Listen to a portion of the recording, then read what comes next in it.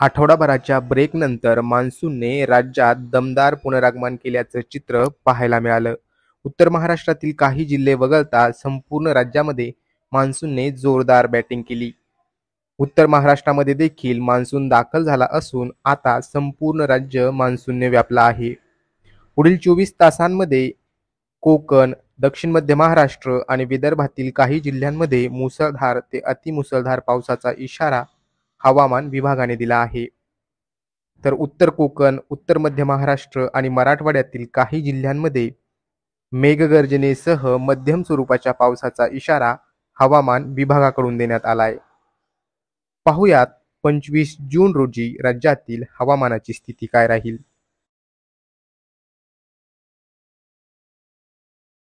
मुंबई आणि उपनगरांमध्ये पुढील 24 तासांमध्ये आकाश ढगाळ राहून हलक्या ते मध्यम स्वरूपाचा पाऊस मेघगर्जनेसह होऊ शकतो.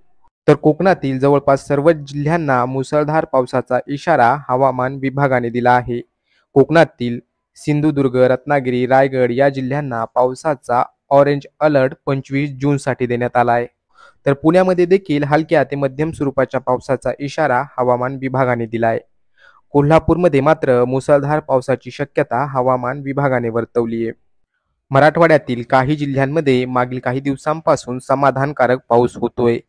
आता मात्र मराठवाड्यातील पावसाचा जोर ओसरणार असून जालना आणि छत्रपती संभाजीनगर या दोन जिल्ह्यांना केवळ 24 जूनसाठी येलो अलर्ट देण्यात आला आहे.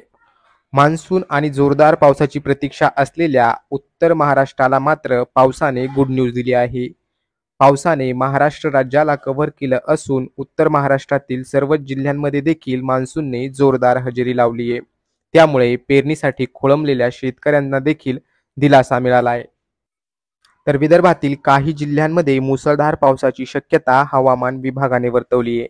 25 जूनसाठी बुलढाणा, अकोला, अमरावती आणि गडचिरोली या विदर्भातील जिल्ह्यांना पावसाचा ऑरेंज अलर्ट देण्यात आला आहे. तर उर्वरित जिल्ह्यांमध्ये हलक्या ते मध्यम स्वरूपाचा पाऊस मेघगर्जनेसह होऊ शकतो अशी शक्यता हवामान विभागाने वर्तवली आहे. तर मंडळी, हा होता राज्यातील हवामानाच्या स्थितीचा आढावा. तुमच्या जिल्ह्यामध्ये हवामानाची स्थिती काय आहे हे आम्हाला कमेंट बॉक्समध्ये नक्की कळवा. असेच हवामानाचे अपडेट्स पाहण्यासाठी पाहत रहा लोकल 18 मराठी.